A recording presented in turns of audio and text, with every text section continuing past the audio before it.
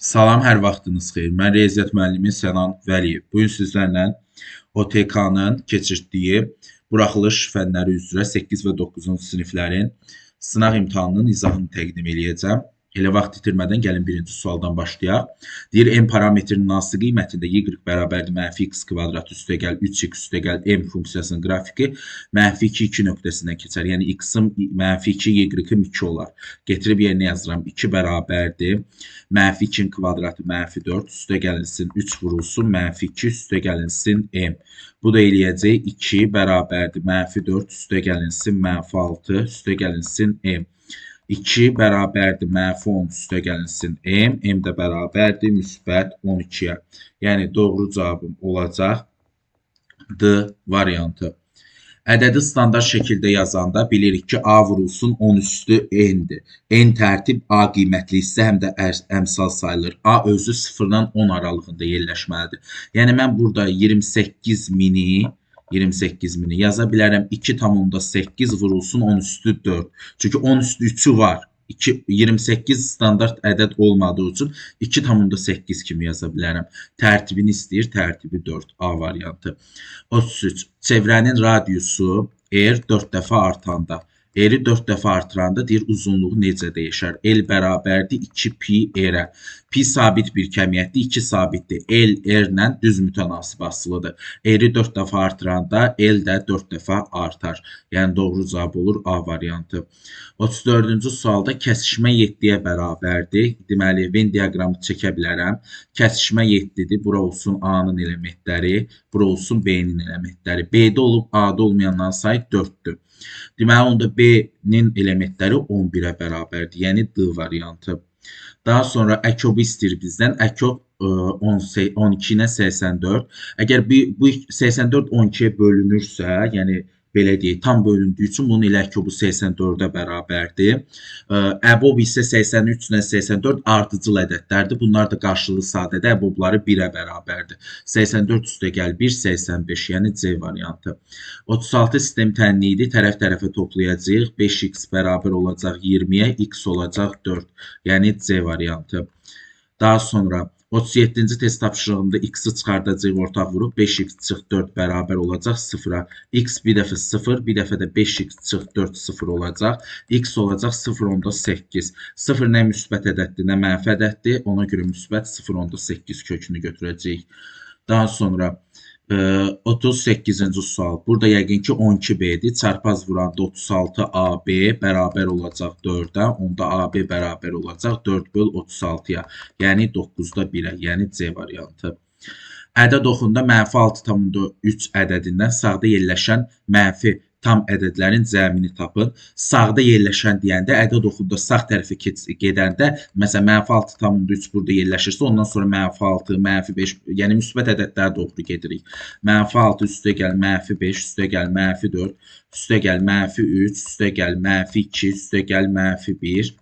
Bu da olur nə? Mənfi 10, mənfi 15, mənfi 18, mənfi 20, mənfi 21. Doğru cavabım olur A variantı.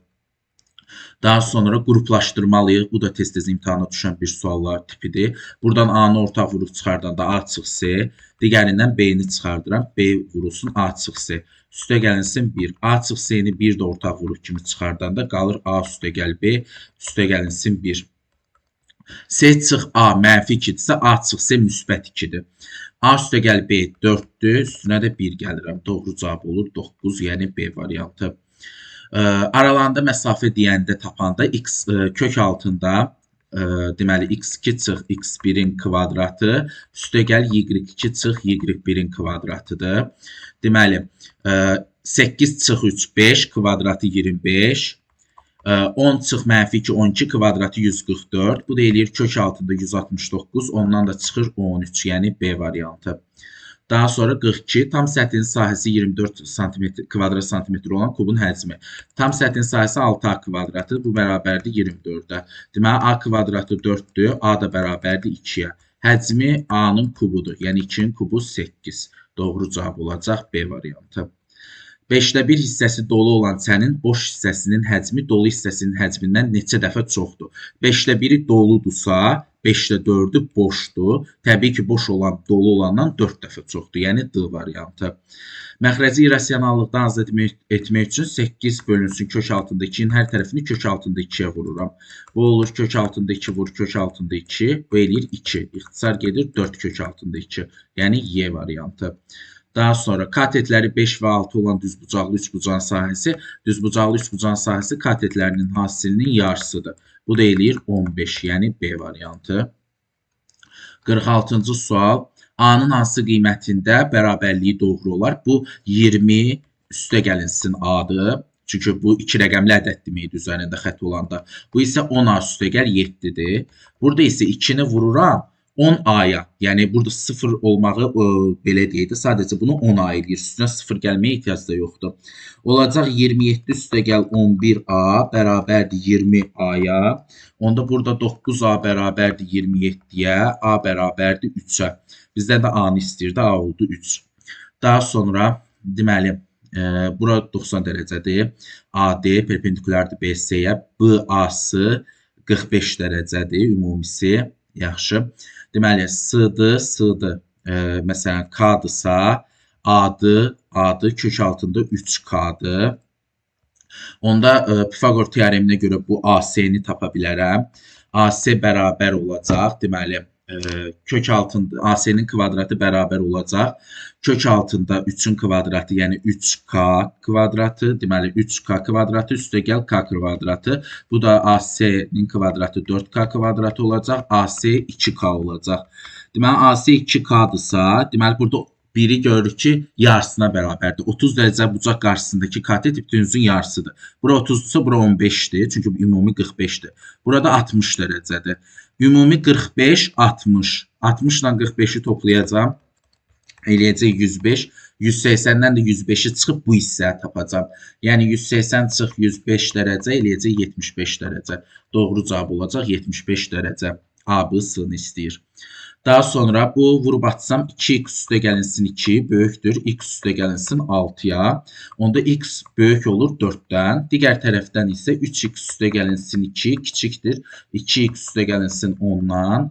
Deməli bunu da keçsəm x kiçik olur 8-dən. Deməli birinə görə 4-dən böyüklər, digərinə görə 8-dən kiçiklər. Yəni 4-dən 8 aralığı. İkisi də daxil deyil. 5, 6, 7-nin cəmi. Deməli, bu da eləyəcək 13, 18. Doğru cavab olacaq 18. Daha sonra bilirik ki, bu belə deyək də, bucaq 1 ilə bucaq 2-nin normalda qayda olaraq cəmi 180 dərəcəyə bərabərdir. Bunlar belə deyək, daxili bir tərəfli bucaqlardır. Tərəf-tərəfə toplasam, bucaq 1-lər gedir. 2 bucaq 2 bərabərdir 280 dərəcəyə. Onda bucaq 2 140 dərəcədir. Bucaq 2 140 dərəcədirsə, bucaq 1 də 40 dərəcədir. Bizdən bucaq 2 soruşurdu 140 dərəcə. 50-ci sual elə demək olar toplumun məşhur suallarından biridir. A üstə gəl 1 bölünsün A 7-dirsə, biz bunun hər tərəfini kvadrata yüksəldirik. Onda olur A-nın kvadratı üstə gəl 2 vur A vur 1 bölünsün A. Üstə gəlinsin 1 bölünsün A-nın kvadratı bərabərdir 49-a. A-lar gedir. A-nın kvadratı üstə gəl 1 bölünsün A-nın kvadratı 45, deməli 47 olacaq. 2-ni çıxırıq. Doğru cavab oldu 47. Daha sonra deyir, turist əvvəlcə yolun 30%-ni, sonra isə qalan yolun 60%-ni gedərsə.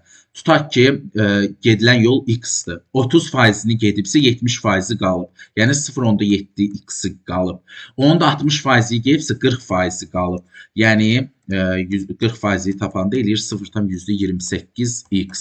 Deyir, yolun neçə faizi gedilməmiş qalıb? Belə deyək, 28% gedilməmiş qalıb. Bunu lap belə də götürə bilərsiniz. Tutaq ki, yol 100%-dir. 30%-ni getdi, 70%-i qaldı. 70%-nin də 60-ını getdi, 40-ı qaldı. 70-in də 40%-i 28% eləyir. Doğru cavab olacaq 28. Deməli, deyir ki, NA 6-ya bərabərdir. Deməli, NB bərabərdir 8-ə. Kəsişmə də, deməli, bərabərdir 2-yə. Deməli, A və B çoxluqlarının birləşməsindən təsadüfi olaraq götürülən bir elementin A ilə B-nin, deməli, əvvəlcə Venn diaqramı çəksək, deməli, kəsişmə 2-dir. A-nın elementi 6-dır. B-nin də elementi 8-dir. Bura olur 6, bura olur 4. Bunun birləşməsi, yəni maksimum element sayı birləşmə deməkdir də 12-dir. Çünki 4 üstə gəl 2, 6 üstə gəl 6, 12. Bu ehtimal nəyə deyilir? Ehtimal əlverişli halların sayının mümkün ola biləcək halların sayının nisbəti. Mümkün ən maksimum hal nə deməkdir? Yəni belə deyək də 2 6 deməli 4 2 düzdür. 6 12. Yəni mümkün hal nə deməkdir? Bunların birləşməsi 12-də bizə deyir A-da olub B-də olmayan, yəni 4. Bunu da ixtisar aparanda eləyir 3/1. Doğru cavab olacaq 3/1. 53-cü test tapşırığı deyir hündürlüyü, yəni H hündürlüyü tərəfindən kök altında 3 dəfə kiçik olan rombun daxilinə çəkilmiş çevrənin radiusu 3 kök altında 3 olarsa bu rombun perimetrini tapın. Hündürlüyü tərəfindən kök altında 3 dəfə kiçikdir. Yəni hündürlüyü kök altında 3-ə vuranda tərəf eləyir, rombun tərəfi eləyir. Deməli, onda bizə deyir ki, daxilinə çəkilmiş çevrənin radiusu, R 3 kök altında 3'dür. Onda bilirik ki, daxilinə çəkilmiş çevrənin radiusu hündürlüyün yarısına bərabərdir. Onda hündürlük 6 kök altında 3'dür. Deməli, tərəf də H-ın kök altında 3 mislinə bərabərdir. 6 kök altında 3 vur kök altında 3. Bu da eləyir 18. Deməli, perimetrdə 4 dənə A-ya bərabər olduğu üçün 4 vur 18, 72-yə bərabərdir. Düsturu bilən uşaq üçün bu sualda çox asan bir sualdır. 54-cü sual, M-in 4'dür, B-im 3'dür, bura onda 3, 4, Pifagor ədədlərdir, bura 5'dir, yəni bunu artıq bilirik. NC də 7-dirsə, deməli, bu hissi 12'dir. Deməli, burada oxşarlıq var da, yəni AM parçasını tapmaq istəyirəmsə əgər, oxşarlıqla getməliyəm. Məsələn, burada bu balaca 3 bucaq, bu böyük düz bucaqlı 3 bucağı oxşardır. Onda bunun yan tərəfi 3-ün, bu böyüyün yan tərəfi 12-yə nisbəti bərabərdir. Bunun hipotenuzu 5'dir, digərinin hipotenuzu isə AB-dir. Onda ixtisar aparsam, AB bərabər olur 20-yə. AB 20-dirsə, ümumisi 20-dirsə, düz hesabladıqda 4/1 20. Onda bura olacaq 17. Deməli, A-in parçasının uzunluğu 17-yə bərabər olacaq. 55-ci sual, 2 ədədin cəmi 6-ya bərabərdir. Yəni, A ilə B-nin cəmi 6-dır. Kvadratları cəmi isə 22-yə bərabərdir. Dərslərimizdə buna aid test çox işləmişik.